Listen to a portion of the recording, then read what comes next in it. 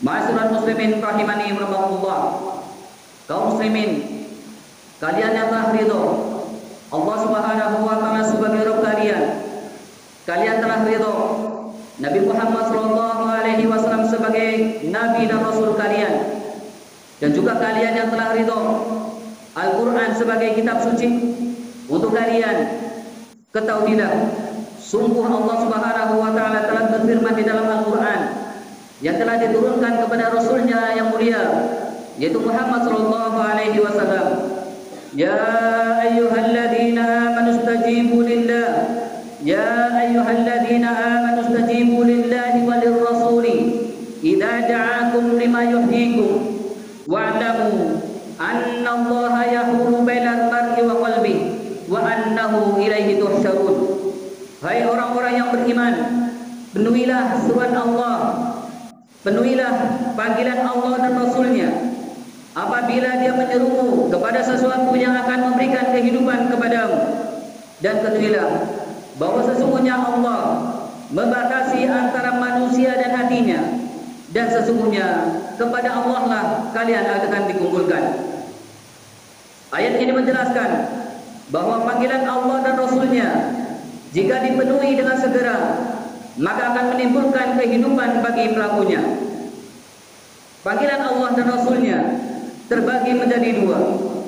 Yang pertama adalah panggilan Allah dan Rasulnya yang bersifat perintah untuk dikerjakan. Maka perintah-perintah Allah dan Rasulnya sangat banyak dan bertingkat-tingkat. Akan tetapi panggilan Allah dan juga Rasulnya yang paling mulia dan yang tertinggi adalah at-tauhid. Dan tauhid itu adalah mengesahkan Allah di dalam ibadah. Seseorang beribadah hanya kepada Allah Subhanahu wa taala dan tidak menyekutukan dengan sesuatu apapun. Jamaah rahimani rahimakumullah. Ada sekian banyak keutamaan tauhid. Di antaranya yang pertama, tauhid adalah perintah pertama yang terdapat di dalam Al-Qur'an.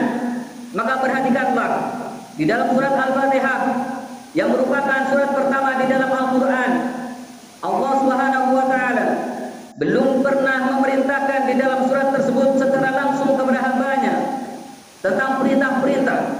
Demikian pula pada surat yang berikutnya, yaitu surat Al-Baqarah, Allah Subhanahu wa taala menyatakan di awal-awal surat Al-Baqarah tentang ciri-ciri orang yang beriman. Kemudian diikuti dengan sifat orang-orang kafir, kemudian sifat orang-orang munafik. Barulah di ayat yang ke-21 Allah Subhanahu wa taala memanggil seluruh manusia, baik muslimnya atau kafirnya, dan memerintahkan mereka untuk beribadah kepada Allah. Allah Subhanahu wa taala berfirman, Ya ayuhan nasu ubudu rabbakum, Ya ayuhan nasu ubudu rabbakum alladhi khalaqakum walladzina min qablikum la'allakum tattaqun. Wahai manusia, sembahlah Allah yang telah menciptakan kalian dan juga orang-orang sebelum kalian agar kalian bertakwa.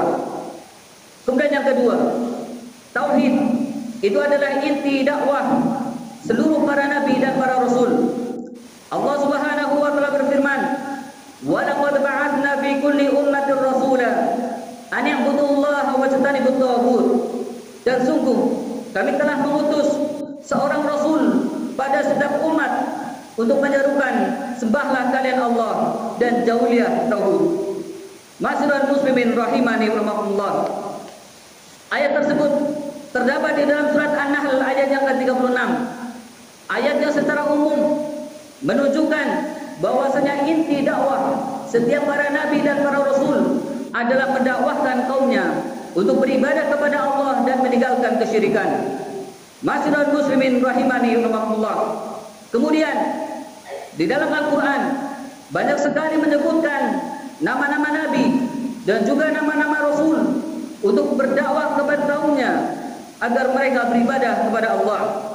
Maka perhatikanlah, Allah Subhanahu wa taala berfirman berkaitan dengan Nabi Nuh alaihissalam, di mana kesyirikan yang pertama kali terjadi adalah pada kaum Nabi Nuh alaihissalam.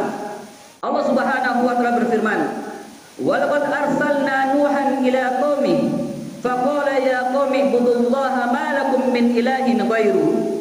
Sungguh kami benar-benar telah mengutus Nuh kepada kaumnya.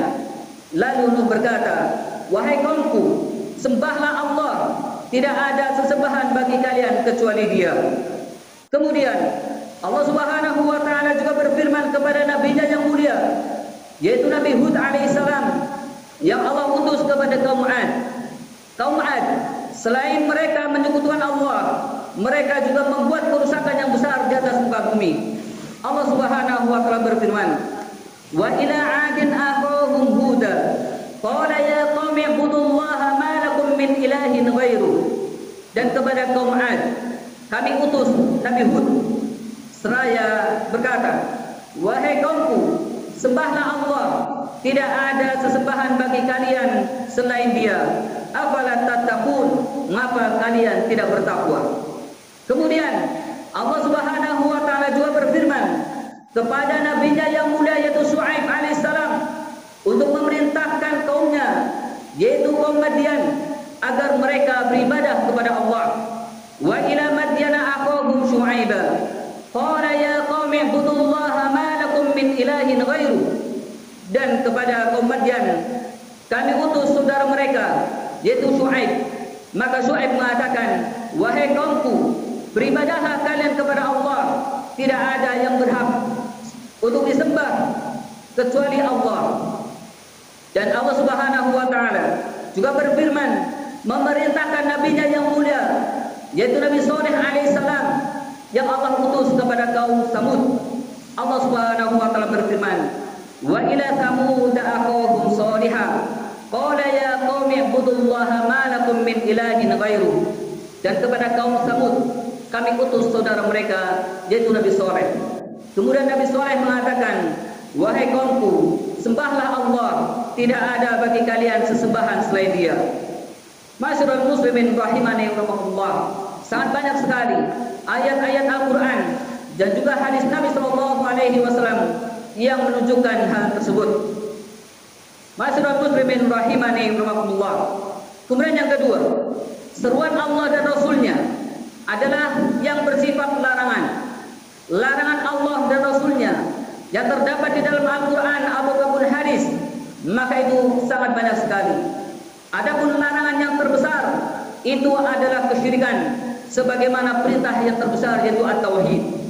Syirik adalah menyekutukan Allah Subhanahu wa taala di dalam ibadah, di mana seseorang memberikan satu jenis dari jenis-jenis ibadah kepada selain Allah, apapun dia dan siapapun dia. Sebagaimana tauhid adalah perintah yang pertama di dalam Al-Quran, maka sebaliknya syirik itu juga larangan yang pertama yang terdapat di dalam Al-Quran. Allah Subhanahu wa taala berfirman di dalam surat Al-Baqarah, melanjutkan ayat yang tadi, alladzi ja'ala lakumul arda firasya was samaa'a binaa'a wa anzala minas samaa'i maa'an fa akhraja bihi minat thamarati rizqan lakum fala taj'alu lillahi andada wa antum ta'lamun. Dan dialah Allah yang telah menjadikan bumi sebagai hamparan untuk kalian dan langit sebagai atap, dan dialah Allah yang telah menurunkan air hujan dari langit, lalu Dia hasilkan dengan hujan tersebut segala bentuk buah-buahan sebagai rezeki untuk kalian. Fala taj'alu lillahi andadan, maka jangan kalian membuat tandingan-tandingan bagi Allah padahal kalian mengetahui. Masyarul muslimin rahimani rahimakumullah, perhatikanlah pada akhir ayat ini Allah Subhanahu wa taala melarang manusia, baik muslimnya atau kafirnya, melarang mereka dari kesyirikan. Fala taj'alu lillahi andada wa antum ta'lamun. Oleh karena itu Al-Imam Ibnu Katsir rahimahullah berkata, al-khaliqu li hadhihi al-asya wal mustahiqqu lil ibadah. Zat yang Maha Pencipta segala sesuatu ini, maka Dialah yang berhak untuk mendapatkan ibadah. Aqulu ma tasma'un wa astaghfirullah li wa lakum wa li sa'iril muslimina wal muslimat min kulli dhanb fastaghfiruhu innahu huwal ghafurur rahim.